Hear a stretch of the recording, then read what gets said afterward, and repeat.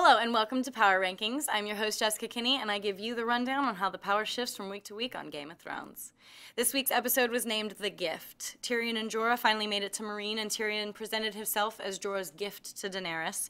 Their fate is in her hands now, so let's hope that she's the merciful queen that we have seen her to be.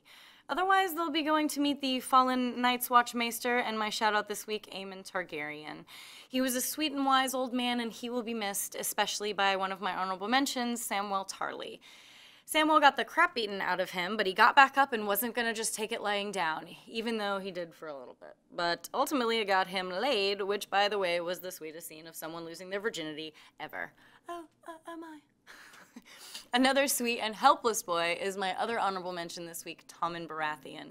He even said multiple times that even though he was the king, the woman he loves is in a cell and there is nothing he can do about it.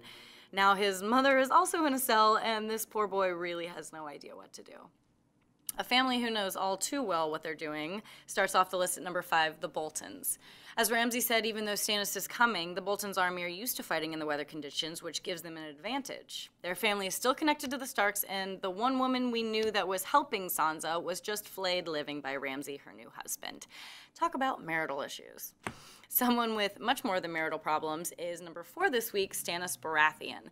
He was just told that more of his men are leaving his cause, the weather is starting to take the toll on the remaining men, and he needs to sacrifice his only child, Shireen, to be the king he wants to be so badly. I guess with great power comes great sacrifice. He is still true in his convictions and has come too far to back off now, though.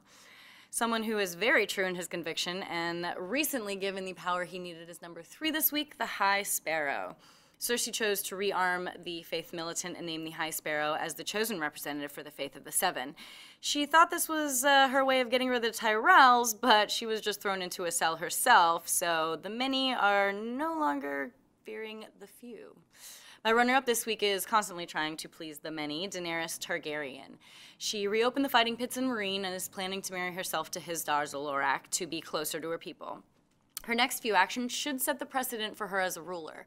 If she can take Jorah back and heed the advice of Tyrion, maybe she will be on her way back to take the Iron Throne. Someone who has been trying to get to the Iron Throne ever since episode 1 is number 1, Petyr Baelish. Everything he's ever done was for self-preservation and selfish power. He's probably risen the highest compared to all the other characters. He went from having to make his own sigil to being the puppet masters to some of the most influential characters on the show. His power has been on a steady rise and doesn't seem to be faltering anytime soon. Well, that's all for this week. Thanks again for watching, and don't forget to tune in next week to see who's got the power. For more Behind the Throne Power Rankings, subscribe to thestream.tv.